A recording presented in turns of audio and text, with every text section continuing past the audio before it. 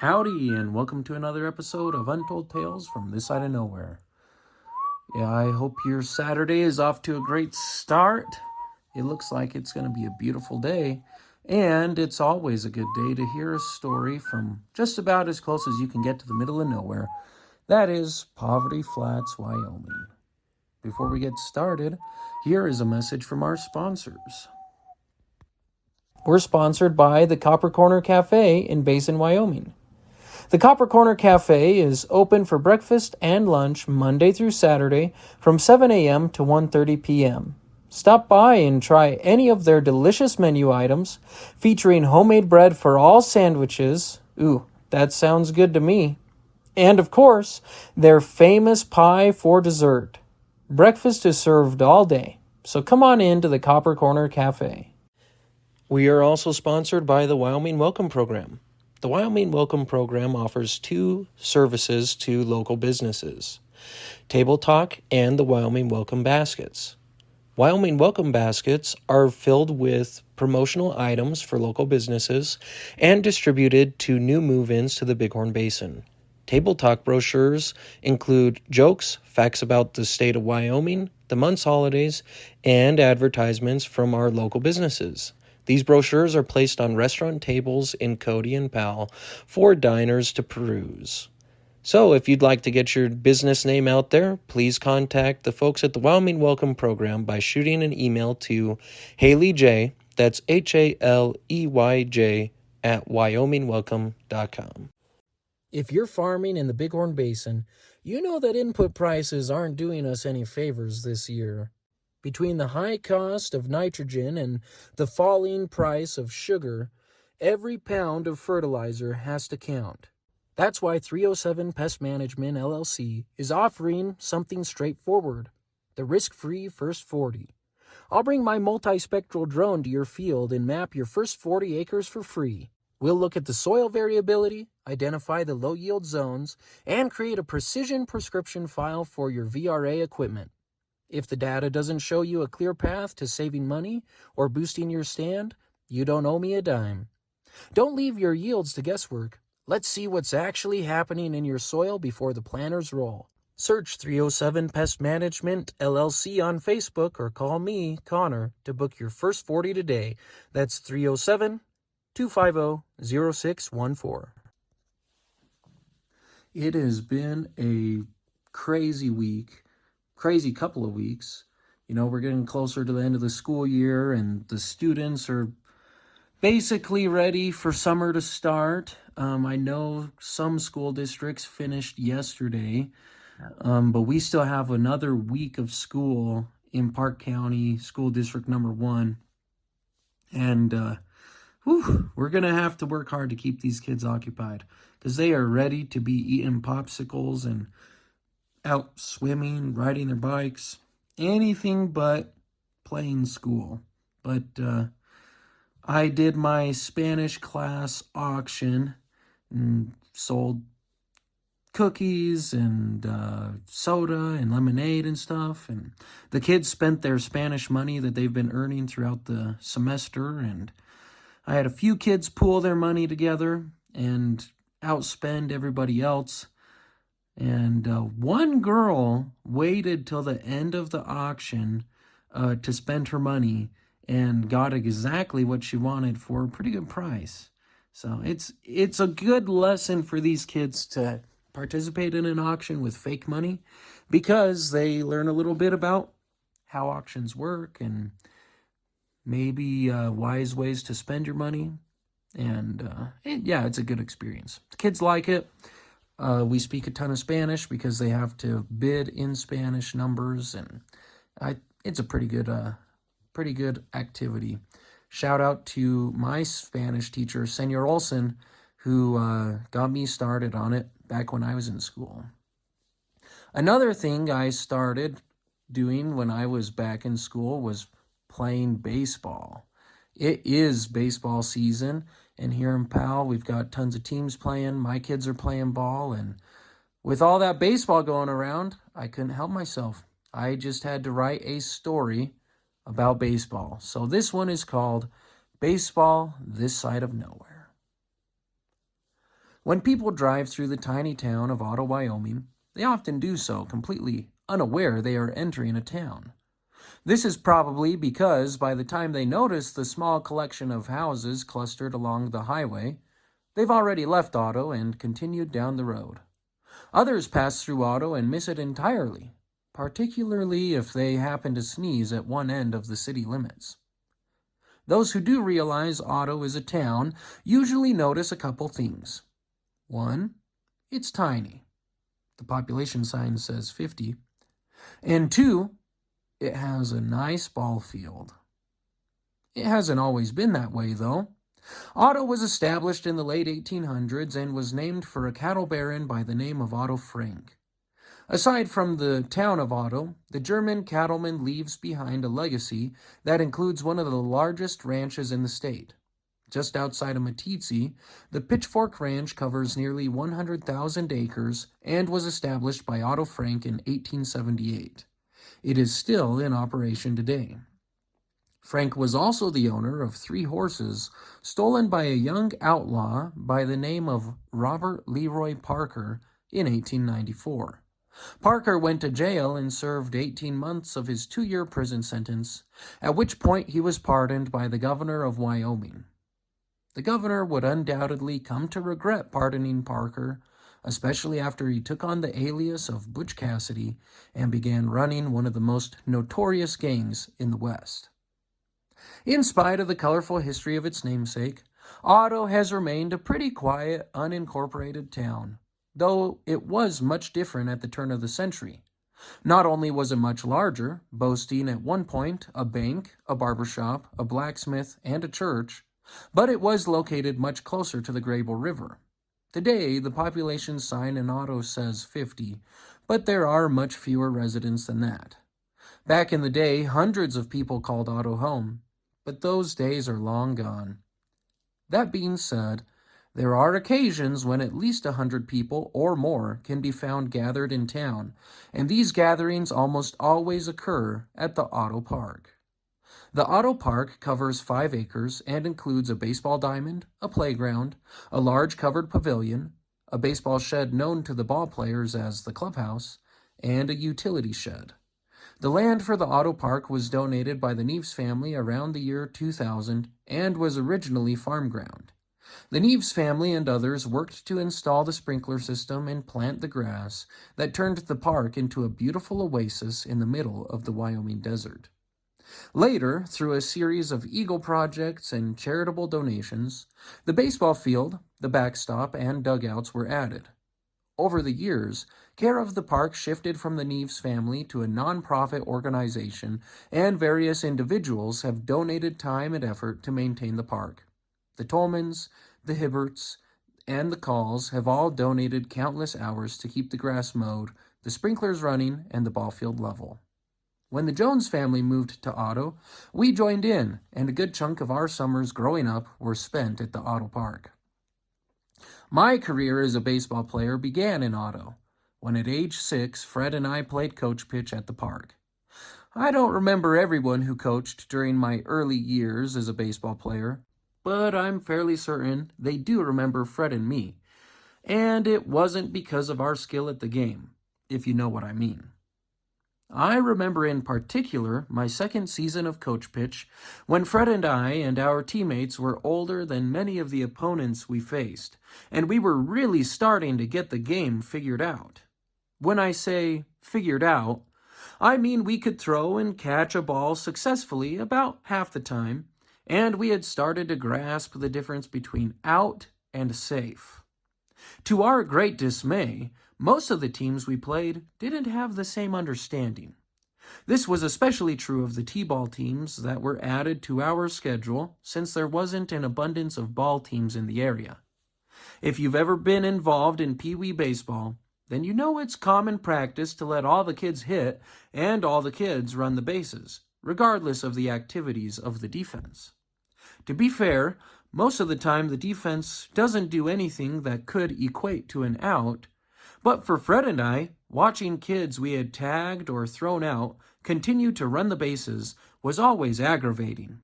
I got him out. I would insist, stomping a little foot on first base, while a kid with a runny nose and wide eyes looked at me with a blank expression. Al, he's just 5. We're going to let him stay on base, my coach, a sweet lady who had volunteered to coach our team, said. Good job. Let's throw the ball back to the pitcher. None too happy about the situation, I obliged, but did so with a shake of my head. You can imagine my frustration when I discovered keeping score was also not allowed in coach pitch. We won that one 15-4, I cheered at the end of one matchup.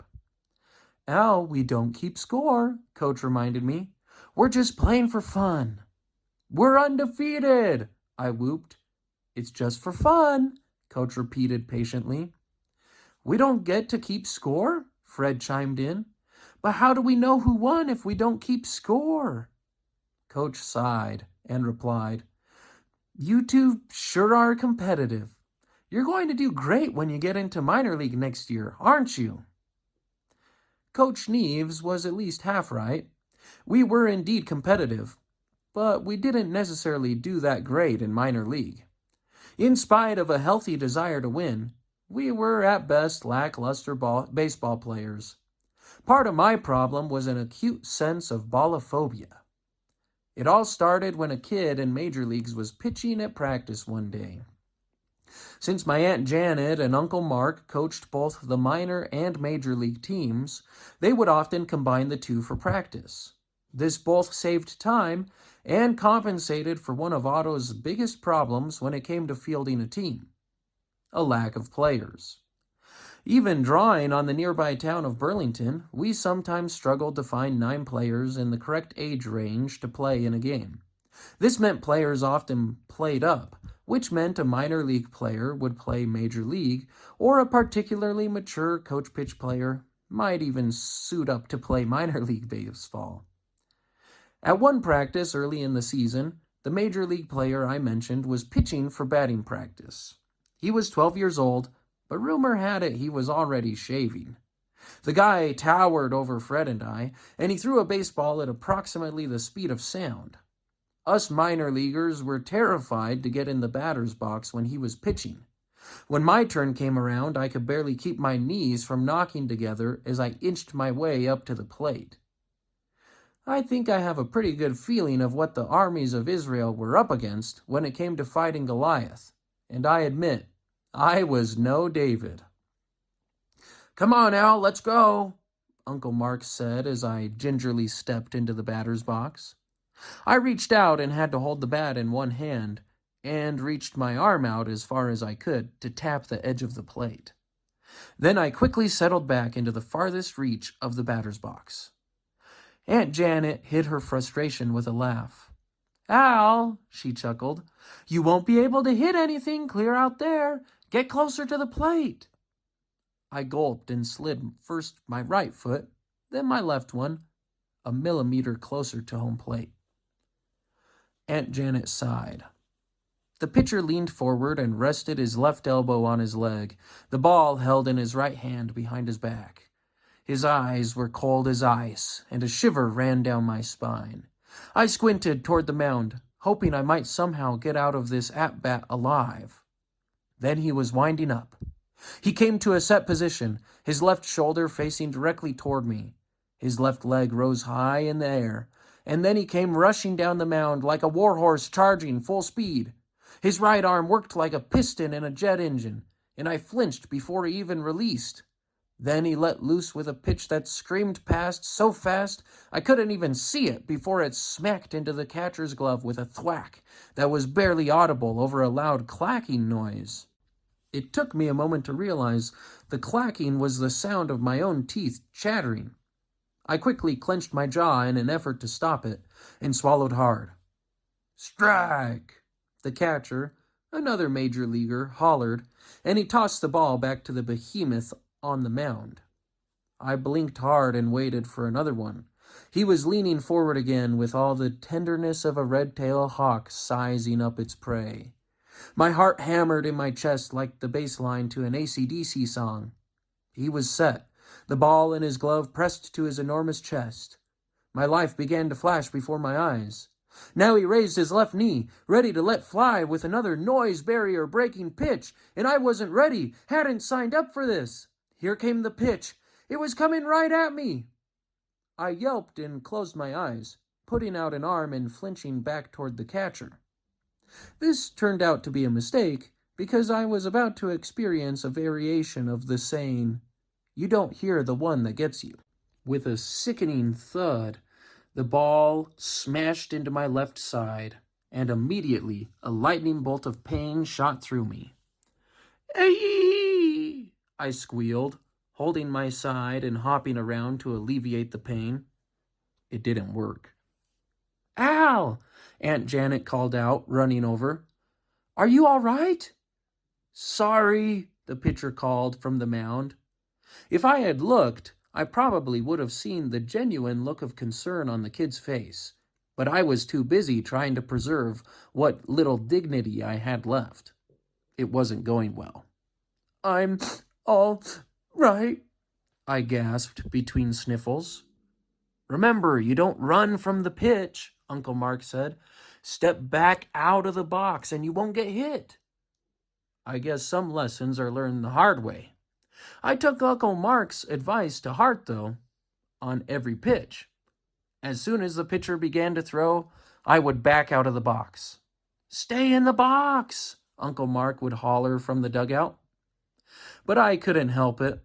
The rest of the season, I was as skittish as a new mare whenever I stepped up to the plate. Luckily, my fear didn't last. By the time I got to Major League, I was a much different ball player, and our team just kept getting better. The last year Fred and I played, we were 16, and our Babe Ruth team won nearly all of our games. The next generation of Jones baseball players are well on their way too.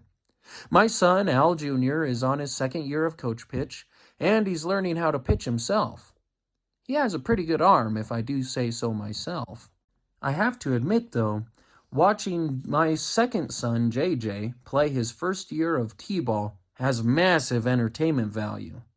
As I have told multiple people this spring, t-ball may just be on humanity's list of top 10 greatest ideas ever.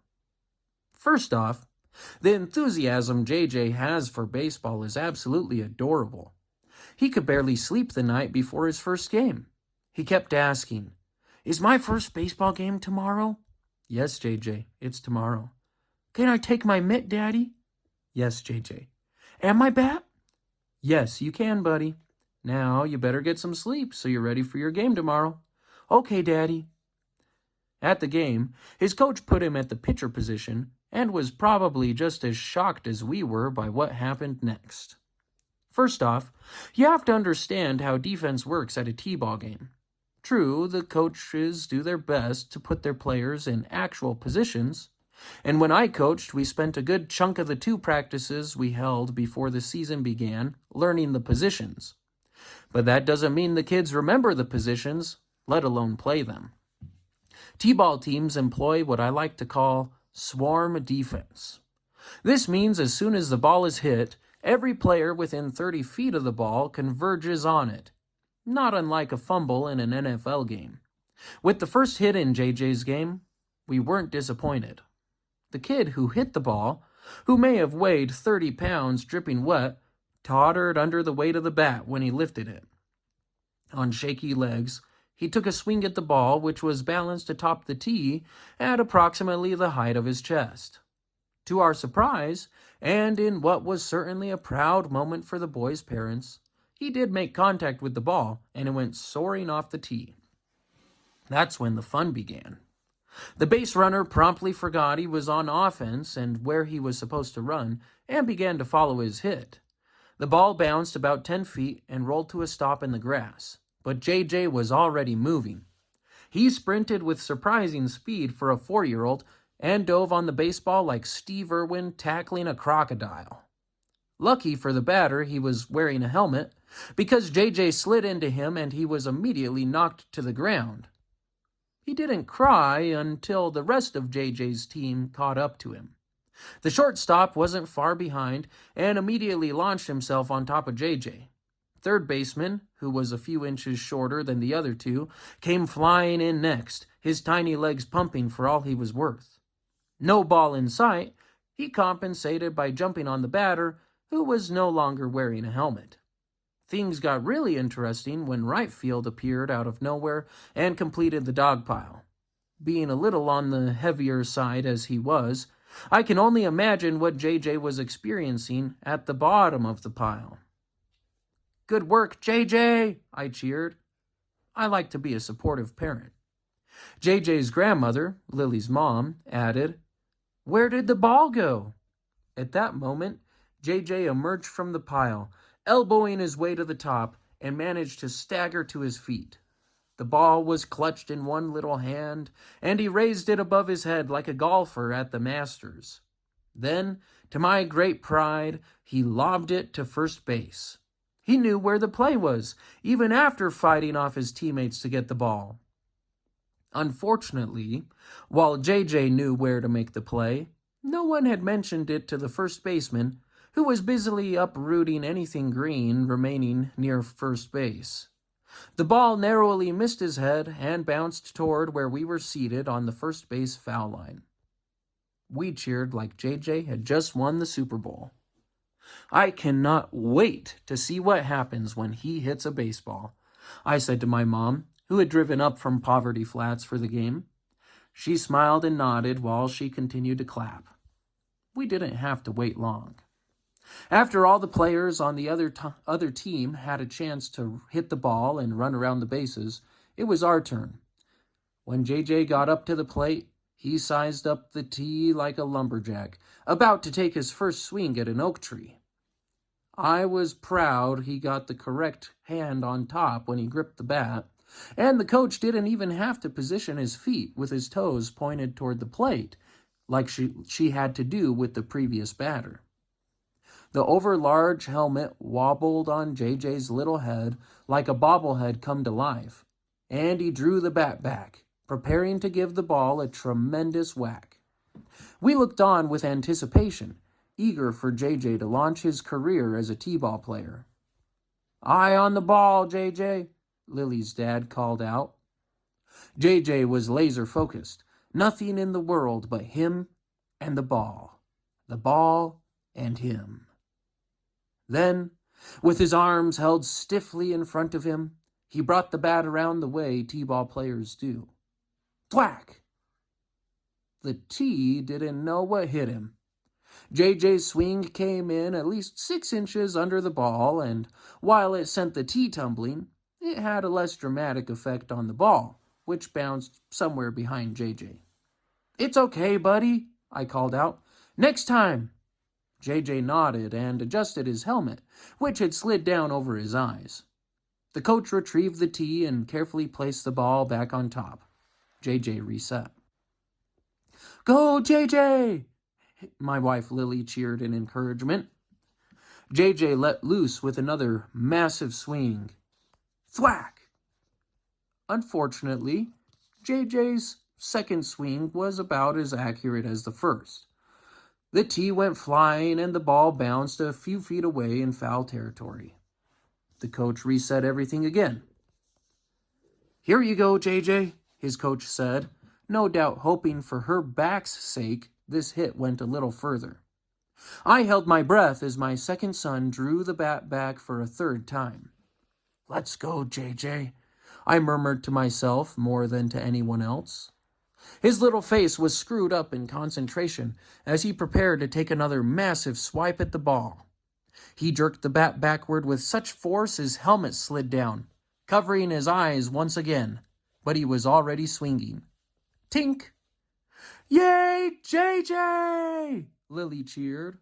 The ball flew off the tee, bouncing down the third base line. JJ knew just what to do now. He dropped his bat and sprinted for first, his little legs pumping up and down. The defense swarmed the ball, and JJ was safe on first long before the opposing team's pitcher emerged from the dog pile with the ball held triumphantly over his head. "Great work, buddy!" I cheered as my family applauded around me. JJ beamed over at us from first base, his grin almost as big as his helmet. And that's pretty much how the next 20 minutes went. Our team batted, some with more success than others, and the defense fought over the ball. Once in a while, a defensive player would shove a kid off the base. One girl missed third base entirely, and a parent from the other team had to get her moving in the right direction. All told, these were the stats from JJ's very first baseball game. Runs, 36. Both teams ran their whole lineups. Outs, 0. Unless you count the kid who passed the base runner in front of him, or the little girl who ran off the field and had to be redirected to third base. Players who fielded their own hit, 2. Temper tantrums, 1. Juice boxes consumed after the game, 19. One of the players grabbed 2 and drank 1 before his mom could stop him. Number of happy JJs, 1. Proud dads, you better believe I was one of them. Well, there you go. Baseball from this side of nowhere. I do love baseball. If you know the Jones family, you know we love baseball. And playing baseball was one of the highlights of my childhood. And now watching my kids play baseball is one of the best parts of being a dad. Man, I want to give a shout out to my pitch coach, Susan Neves, who dealt with my brother and I always wanting to get kids out and win games. It takes a lot of patience to be a pitch coach, and even more so when you're coaching a player like Adam and I were.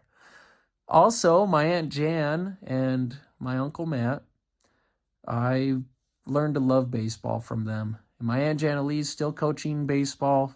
Gosh, it's got to be close to 20 years she's coached baseball in Otto. She's amazing. And I'm sure she is coaching baseball down there at the Otto Park this season. And I cannot wait for my boys to be Otto Rattlers because, like I mentioned in a past episode, we are moving down to Otto sometime this summer. And next season, they'll be playing baseball at the Otto Park just like their old man. So it's pretty exciting. If you have any corrections about my timeline with updates at the Otto Park, I might have got something wrong. You should let me know. You can shoot me an email at untoldtalesofpodcast@gmail.com or comment on Facebook when this episode drops. If you're a baseball fan, I'd love to hear about it as well. And as always, this has been another episode of Untold Tales from This Side of Nowhere, where we work twice as hard for half as much and still find time for the important things, like fishing. See you next time, folks.